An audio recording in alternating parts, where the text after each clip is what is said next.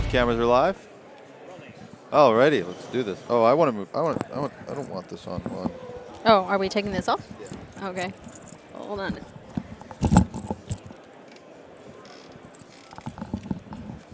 There we go. Alrighty. Okay. Does our sound sound good? I think our sound sounds great. Okay. Welcome to the Crownsmen podcast, brought to you by the IAC, in partnership with the IAC, brought to you by Crownsmen Partners and the IAC, where we support the industrial sectors of Canada and combat anti-industrial policies. Yes, that is correct. So it's a little bit multi-layered, you might say. Yeah. I'm your host, Jerrod Downey. I'm also the president of Crownsmen Partners. And my lovely co-host is Gaudy Molina. Why, thank you. And hello to everybody. Oh, thank you for joining us, everyone. Yes. And Gaudy is the director of management and training for Crownsmen Partners. Yes, I am. Meaning, basically, you stay very busy. Extremely busy. And you had a big part in getting the show all set up. So thanks for all the work. Absolutely. Tell us a little bit about CIM, where we're at right now. Okay, well, we're at CIM in BC, Vancouver, at the Convention Center. So CIM actually happens every year, but it kind of rotates from in Montreal and Vancouver. So last year it was in Montreal. This year is in Vancouver. And they're actually celebrating 120 years. Can you believe that? That's a lot of years. Yeah. I knew they'd been around a long time. I didn't know. And they have about 10,000 members. That's right, yeah. Yeah, they're a large organization. And they're good. They put on a good event. I was actually to one in Toronto. The first CIM I went to was in Toronto about 4 years ago. And then we had, we did a co-booth with one of our clients, Savin Equipment. And then that was here in Vancouver. It was. And there was just a ton of people out for that show. I find it like every year it gets bigger and bigger. Mm-hmm. Yeah. It's crazy. And of course it's all mining industries and a lot of, mining equipment companies and that. So new technology companies, all of that. It's all here in one place. So if you're looking for that, CIM is the place to go. Vancouver Convention Center. Yeah. If you're watching this after May 7th or 8th, it is too late. It is gone, That's but right. It will come next year.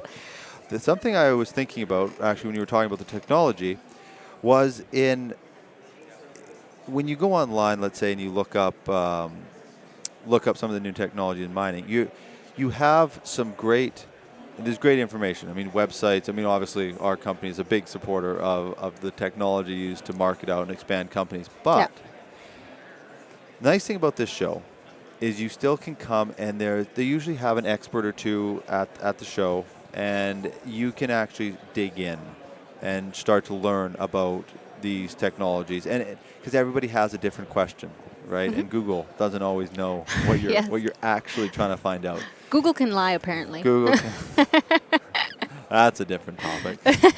But this show, there are some really knowledgeable people from the industry, and they're here, just to give information. And a lot of times, they've got their customers, and they're after big projects, so they're not really trying to sell. So they're very open about the information that they have, and it's just a really good. If you're interested in mining, to come out and check it out. Yeah. Absolutely. And like you said, there's just so much information here. I think, like you said, we've been here before, and each time I feel like I learn even more and more, and not just about mining, but about the different kinds of mining and the different kinds of companies that are part of the mining industry. Yeah, it's so multi-layered to put one of these mines together, and the equipment it takes and the technology it takes. It's absolutely and insane. The time. Oh, and the time. 10 years to get these mines operating, and once you get them operating, you got to make them financially viable to continue them. Oh, man. And speaking of the technology, the one that we're talking about in this podcast is autonomous vehicles. Mm-hmm. And I'm seeing, I walked around and I've seen, Komatsu, Caterpillar, Epiroc, they're all going to get in on it. We've been trying to secure an interview with someone, but they didn't know we were going to be here, so now we're chasing them around. And so Yeah. what we might have to do is find them throughout the next couple of days, do an interview, and then it'll be a little bit awkward because the interview will be done after. But if we can get one of them to sit down and have a chat with us and kind of pick their brain, we'll cut it into the interview. Oh, all right. So what we should do is, if you all of a sudden see it cut off right now and it goes to a different interview, it didn't skip to another video. No, definitely didn't. I also think that it's a big, it's the first day and people are kind of settling in. We've had glitches happen in our Yeah. booth, and so it's basically kind of like a test run. So there's a lot of people who are quite busy and trying to walk around as well. Get to Yeah. kind of see who's here. Yeah, that's right. The first few days are not open to the public, or the first few hours Yeah. are not open to the public. It's a chance for the exhibitors to walk around, say hi to people who are exhibiting here, and so it's tomorrow is when all the fun will start to happen. That's right, and it'll get definitely very busy. Yeah. Yeah. It'll be it's already been busy for our booth. Our consultants haven't stopped really. Marty is always a big, catching little stuffed animal. So, we've had a lot of visitors and some that kind of walk around and, Yeah. kind of look and aren't sure if they, Should admit they want a Marty. yeah, we're like, you want one. And they look like they're trying not to look, but they can't. It's so funny. Yeah. And then when you ask them, they have this sheepish look, and it's always like the older guys, and then but yeah, so the autonomous mining, it's such a game changer for mining. I was looking at, I forget where it was in this. I've got all these notes together, and it's hard to. They talk about one of the threats to autonomous vehicles in mining, and I mean, to put things in perspective, we're a long way from it being completely autonomous. But Suncor, for example, Yeah. if they switch to a driverless fleet, that could be 400 jobs. Really? Yeah. So their 150 vehicle fleet switch over. Wow. So there are some major challenges. It's a major shift. It's so big and going to be such a disruptor to the industry. Yeah, I bet. Yeah. Global Mining Standards and Guidelines Group, GMSG. They actually put together something called, what was it called? The Autonomous Mining Working Group. They put that together in 2016. Wow. And they're focusing on 5 different components. of Okay. it. This is functional capability. So how well is it going to really work? Because the technology is going to be amazing, but you're talking about mines that, they're trying to make money, right? And think of it even another step. If you put it to an autonomous car, that car is driving. It's not trying to make money. These vehicles have to be efficient. They have to produce more profits. They have to be better than humans operating those vehicles. So the level that they're going to have to work to is just it's a huge amount of research. It has to be safe, which is another one of the point, which is functional safety. So basically, like this is the list is quite large for how they have to function. Yeah, it's not just and it's not going from point A to point B because mines, especially like in open pit mining, those mines they're changing. It's not just it's not like a set path. Like I heard about autonomous vehicles for snow plowing. Where was it? And I think maybe Norway. It was, and they were going on the runways and they'd plow. And what it did is it allowed so there's less human error because the vehicles can go out there and just do it exactly the same way. But that mining is not that. And safety issues, you're not going well. This is the third one, change management. That's the other thing that they're looking at because let's say they function really well. So they produce and you can make money off of having these autonomous vehicles operating within your mine site. Now are they safe? And that's where the change management comes into, because you have to be, you're talking about, CIM, of course we got announcements when we do the Yeah, podcast. there you go. I think there's an auction happening. Oh, there's an auction here. There's an auction happening. If you see this before May 7th or 8th, come down to the, I actually walked by it. It's, Oh, really? Yeah, there's lots of stuff there. It's pretty good. Yeah. I actually haven't seen it. Yeah. Now I kind of want to go. There's lots of hockey jerseys. Oh, what a shame. Not a hockey Not a fan. hockey fan. You're a Toronto Maple Leafs fan, though. They got knocked out by, Oh, my by God. Boston. That was like, I had no choice but to go. We picked a team for you. Pretty much. Yeah. So going, the change management is because it needs to be safe, it needs to produce at a higher level. Yeah. And they need to transition because you have got hundreds of years worth of technology and operating systems within the mine, and all of a sudden you're removing a certain amount of people, and you're transitioning into this operation where, I mean, someone's controlling it. I mean, potentially could be controlling it from the other side of the world. But you're not going to do that all at once. Okay. Especially like a major mine. You're going to have the change management part, or you could call it transition management.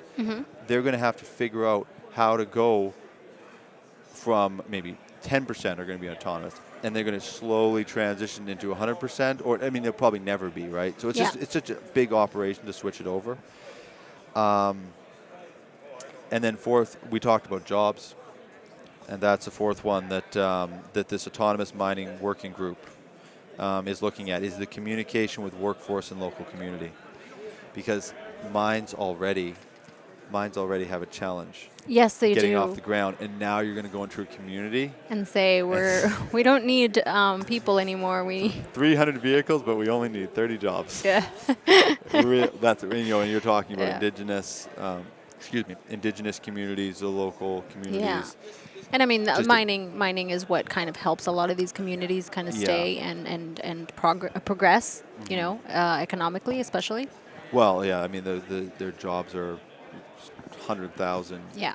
a year Of course. plus in jobs, and Yeah. and so you're going to put that money into autonomous vehicles, try to get a permit. So there's a lot of that is they're going to be trying to, I'm sure part of their strategy is going to be how do we communicate, how do we still make it beneficial, how are they going to bill it or market it to these to these communities to say this is a better system, you still should approve it. I mean, just with the challenges that they're already having and the backlash, and never mind that, I mean, those are just the on the ground in the communities. Never mind what the media is doing to a lot of these mining companies and government policies making it tough. So even though the production may be better, you're going to have to deal with probably more blowback, which is, I would say, the last thing the mining industry needs. Oh, yes, So absolutely. Hopefully we get a chance to work with some of these companies, and because it does need to go that way. If they replace that, if they replace vehicles, there will be other jobs in the tech sector that will be created. So it's a full circle, but explain that to someone who thought they were going to get a $100,000 a year plus job operating a rock truck, and Now they're not? now it's a guy in Germany sitting there controlling it. Video games come to life. Yeah. Now they need to start. That's what they need to start doing: making mining video games. Get the community and This is everybody else copyrighted. into We it. know in this shot. You can't take that idea, everybody. No, but that is a way to get people into it. It would be. Get people engaged, because it will go that way. I mean, it's just a matter of time. Yeah, I mean, in anything, and not just in mining, but look at vehicles, just regular city vehicles. There are vehicles that drive themselves now, and you kind of just sit there. Yeah, the technology is there. It's just some of the challenges haven't been resolved yet. Yeah, that's right. That's really the only reason that we're not doing it yet. Yeah, and that just means time. Yeah. Yeah. And that exactly same. It's no different than from horse carriages to cars. Exactly. It will happen. It's just a matter of time and how. Yeah. And the companies that do it well will be successful, and companies that don't take that time to properly communicate with the indigenous communities, the local communities, the government. I mean, government should be working to support, but these companies will have to work with the government to get, because Yeah. let's say you have a pro-government, a government who is supporting the autonomous vehicles, or sorry, the government who is supporting the mining. Mm-hmm. I mean, why do they? Their main objective is to create those jobs. If they can create those jobs, Yeah. then they can get the support for the mining. They can get support for their government. So yeah, I'm not. That's why we want to get an expert in here. We will later on the show, because it is. I mean, these challenges are major. There was actually the fourth one with interactions with regulators. Really? Yeah. Wow. Yeah. So these regulations that they're going to put in, it's kind of like drones. You know, first day the drone goes out, there's no rules. You can do whatever you want, or the internet. Yeah. But once you start, how far away can the vehicle you be from the vehicle operating? Is there nobody in it at all? If it is interacting with people that aren't, so one guy's driving a rock truck, the other rock truck is, are they allowed to be driving past each other? Like, all these regulations are going to be intense, and they're going to be different, especially in the United States. They'll be different from state to state. Wow. So, yeah, so and country to country, and so Wow. So you're looking at, no matter where you go, you'll have a lot of different hurdles to kind of tackle, depending on where you are.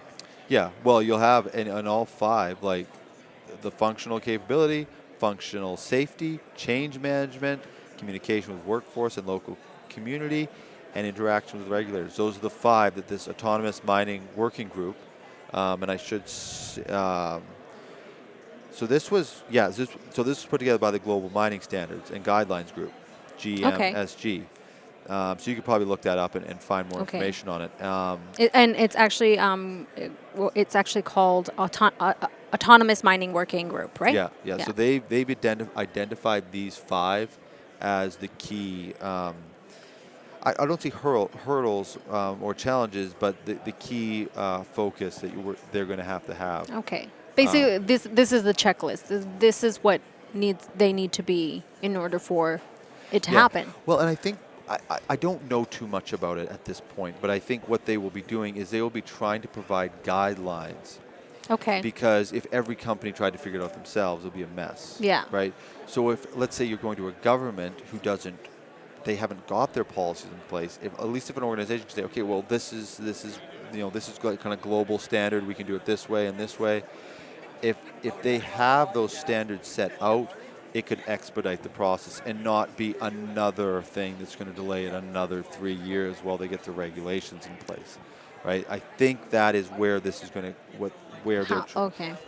And to kick that off, to give you an idea, I mean, you had Caterpillar, Epiroc was there, the Western Australia Department of Mining Energy. They were in Perth, Australia, in February, and they were meeting with these OEMs like Caterpillar to discuss this. And they had mining companies. I'll give you a few examples: BHP, Rio Tinto, Roy Mill, Goldfields, and CITIC. Actually, I think it's Roy Hill, not Mill.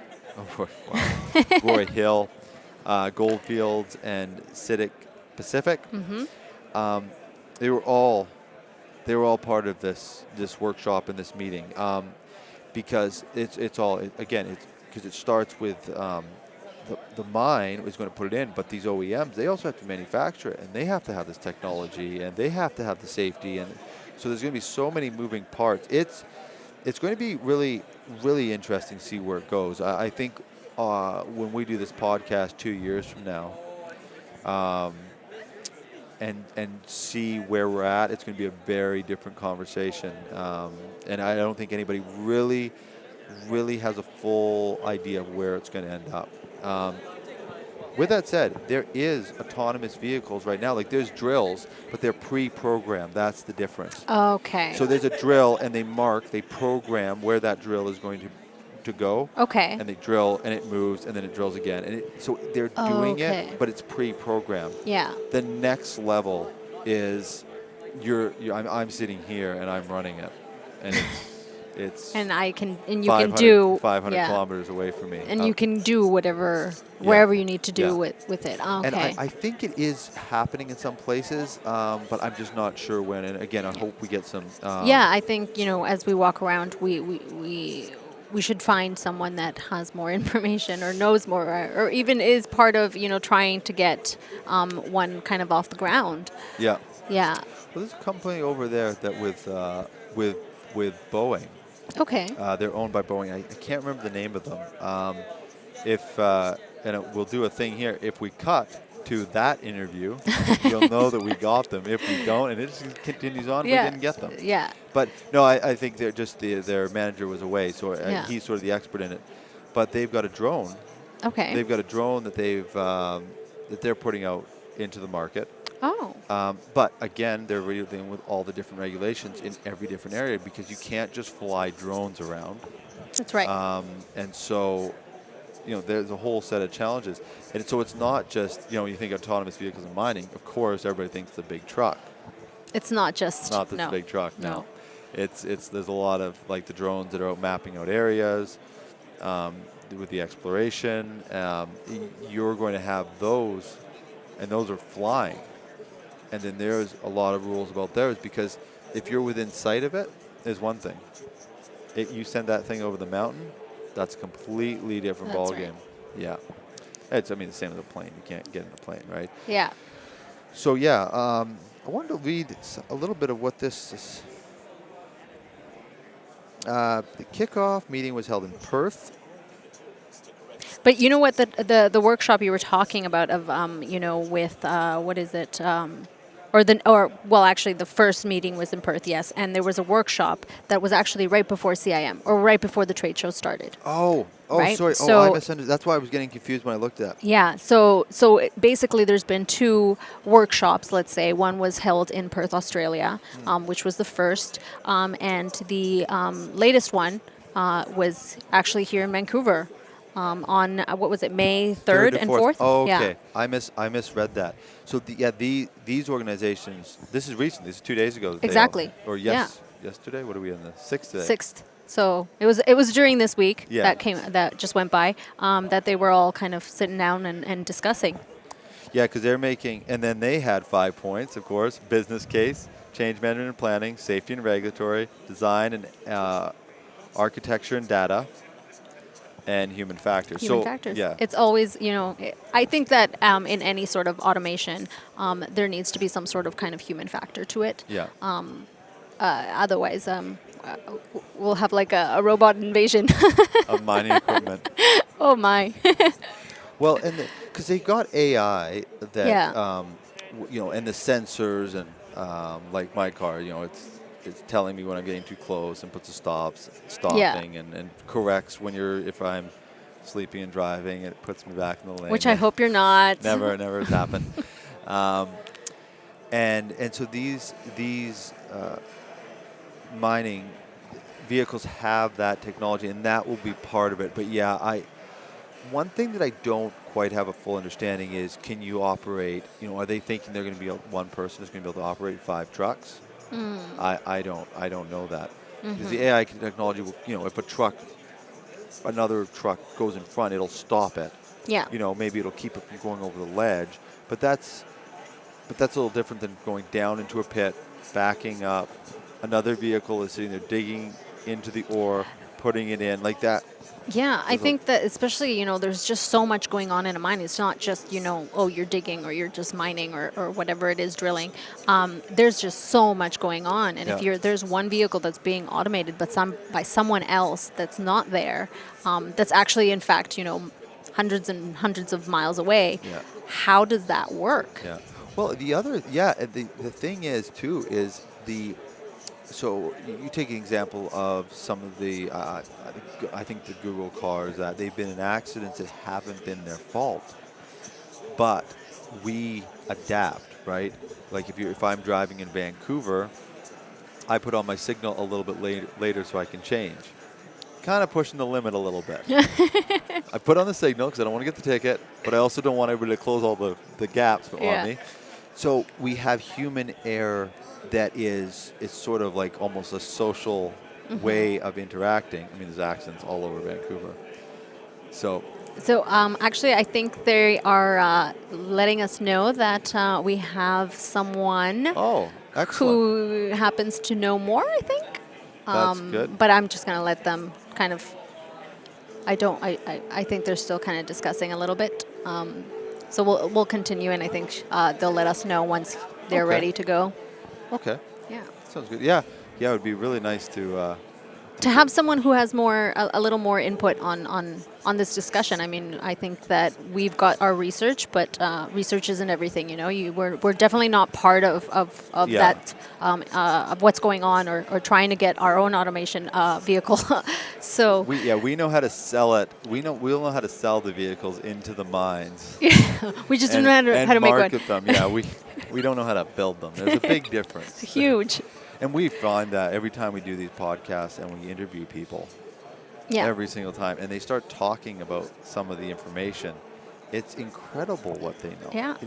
And these people, a lot of them aren't, they don't have master's degrees. No. It is work experience. It is unbelievable what some of them know. And like you said, I mean, there's there's only so much you can find on Google. Not everything is on Google.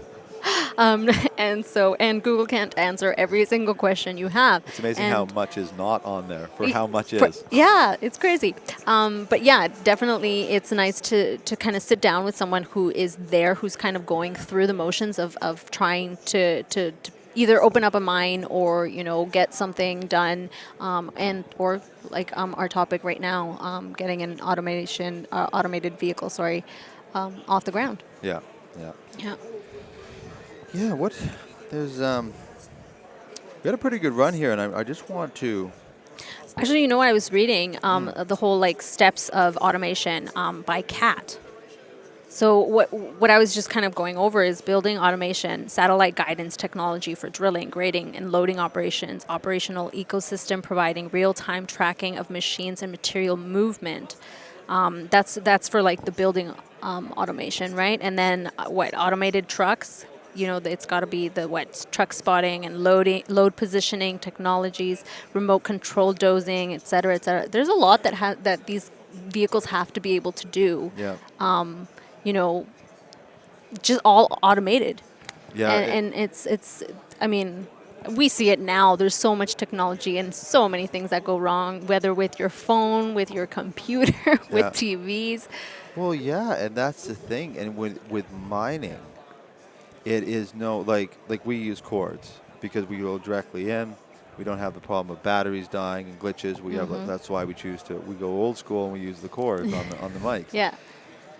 With mining, a mistake is so it can be deadly. Yes.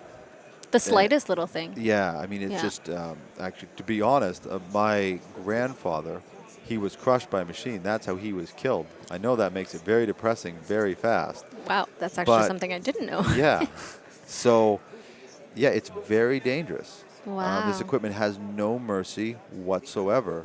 And this equipment is huge. It's massive. Yeah. I mean, when you say crushed, it's like, you think, something went over him or something or it fell on. But these things are massive. Yeah, they don't even feel. I've seen these rock trucks run over a vehicle like a truck. It didn't even slow down. It just drove. It just kept on driving. Wow. Yeah. Oh my goodness. Yeah, it's where was that thing about that you put about the cat? Where were you reading that? That's actually number 2 reading down. So it's actually right here. So steps of automation by CAT. Automated truck, building automation. Automating blast hole drills, all that kind of stuff. So yeah, these are all steps that these vehicles need to have or do. Yeah. I'm just. So I'm actually, I was wondering if they were, but I don't. I think maybe they're not ready. Yeah. I don't know. We'll get someone in, and I can't even introduce it. So what we'll do? Actually, I don't even know. I can just say this is for. Yeah. The podcast from yesterday. Absolutely. And then we'll slot people in because we'll for sure get someone. Definitely. We're at CIM Vancouver 2018, and joining me is Marcus DePaz from Bombardier.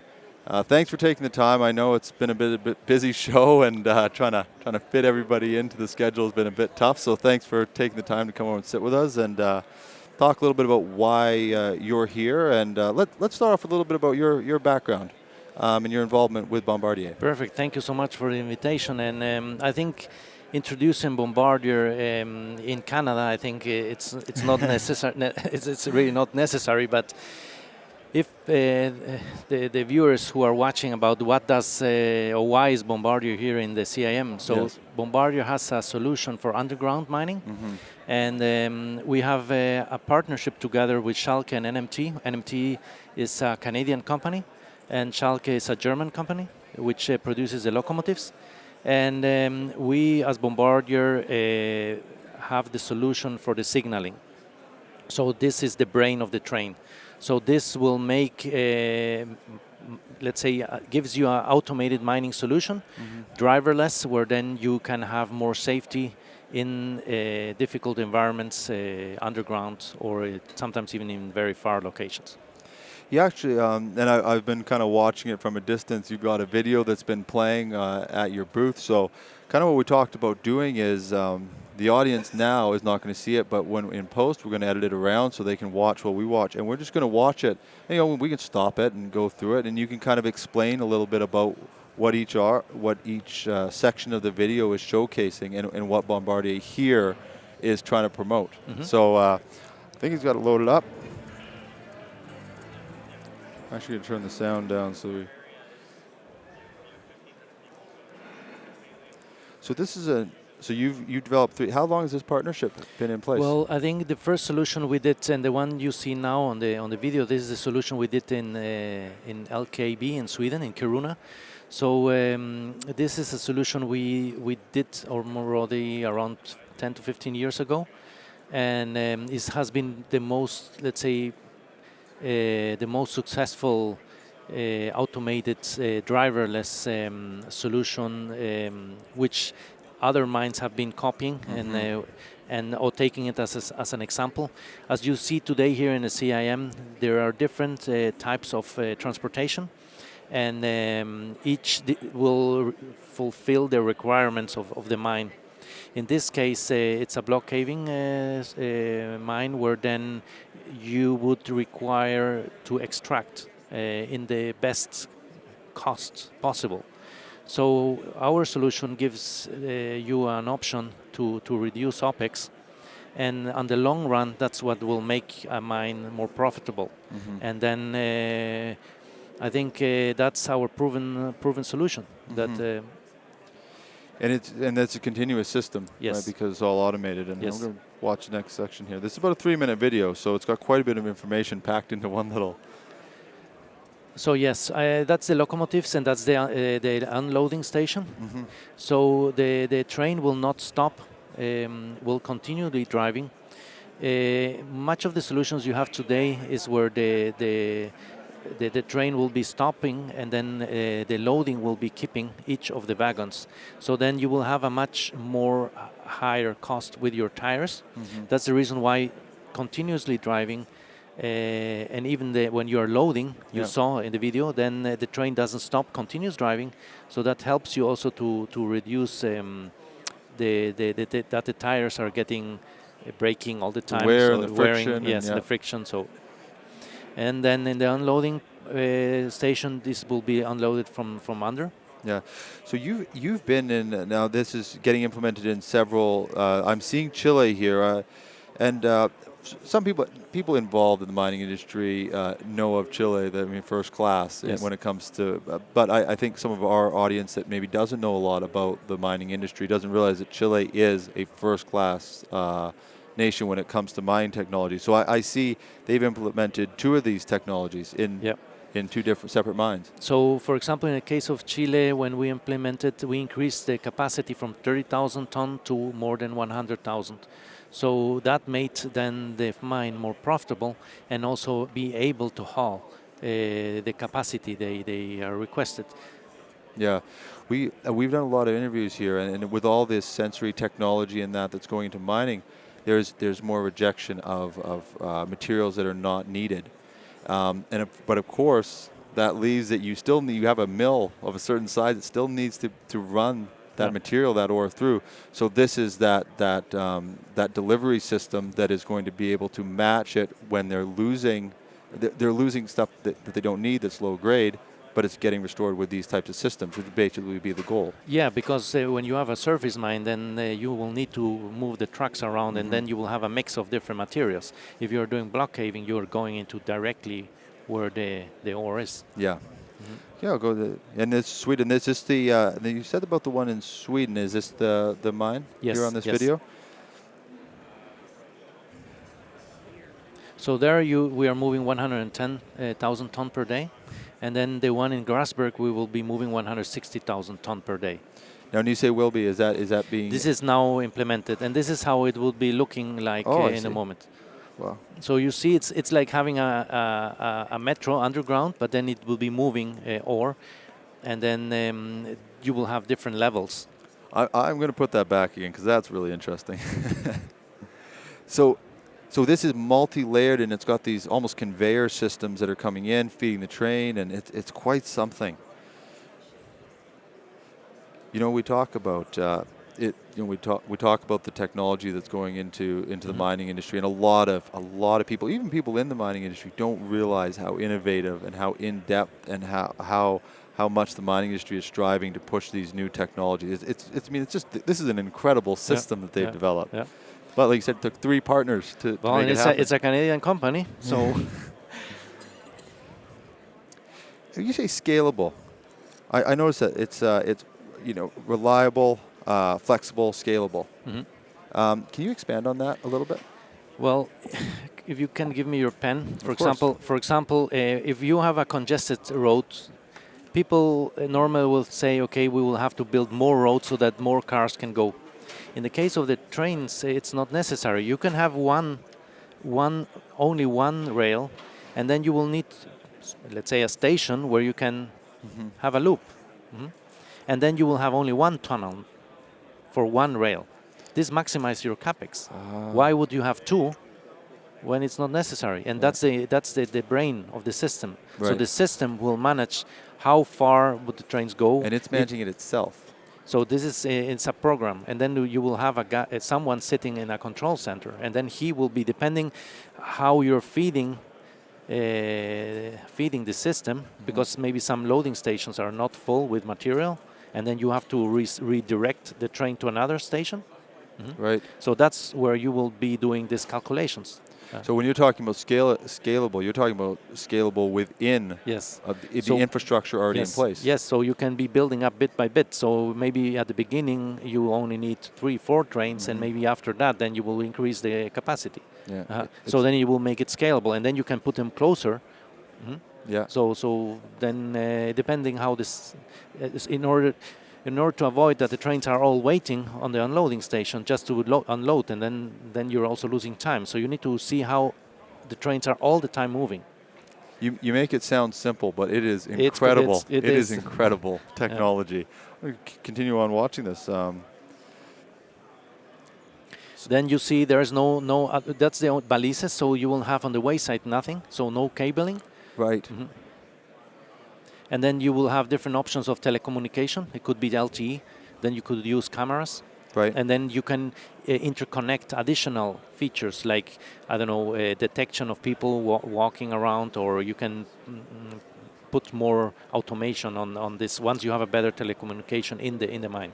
And it would depend on that mine's needs, their setup, their operation. I don't know if they want then to have driverless trucks or driverless different kind of equipment they would like to have. And existing sensory technology that they've got in the mine, yeah. So you see that's the unloading station, and the train would be basically traveling through. You know, this thing it's an easy thing to bypass because, again, it makes it look so easy. I've been out to plants, agriculture, where they're trying to unload, and I mean, I'm watching it stop Yes. turn. Yes. And these are big, multi-billion-dollar And plants. can you imagine if one gets stuck and then you lose a half day there? Then what is that for a loss for the mine? Yeah. I have one of the wagons in our booth, so I could show you how it works. For it's from under, how they bring it. Sure, like you can bring it over to Yeah. here? So if one of your colleagues could help me to bring it. Yes, exactly. Yeah.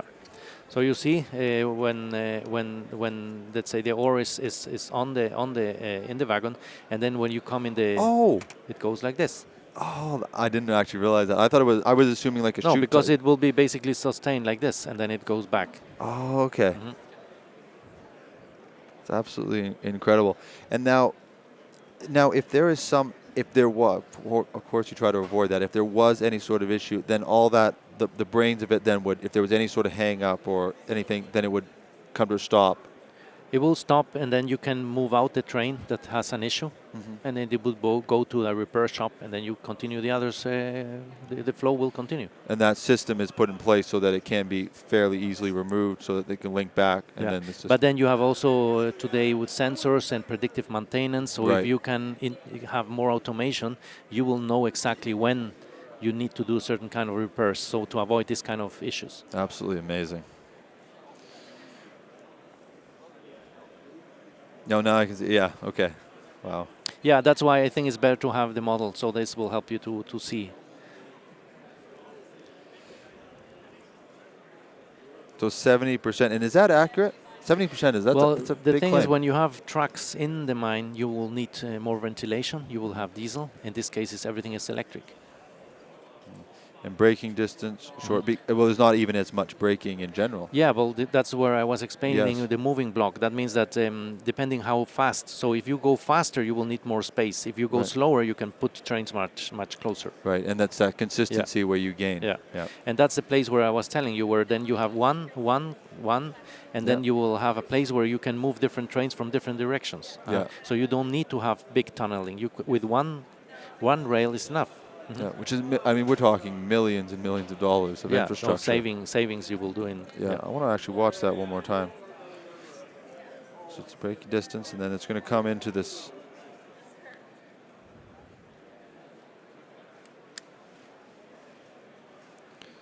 You see, then you have the two trains going in the different directions, but then you have a station or a loop where you will then. Right, and because so they're knowing that each other, they're so far away that they're braking, so that less wear on everything, and by the time they go, it's a smooth transition, very little friction, resistance. Exactly, and then the operator in the control center will know, and this train will also know what is the speed, because the other train is coming. Yeah. In order to avoid for safety and in order not to have an incident. You know, this is incredibly high tech, and it's. You see a lot of you'll see a lot of media stories about the internet, the front end, the consumer version. You very seldom get to see these sort of stories. So I think people will be fascinated by what's going on here. It's amazing. Yeah, that's it.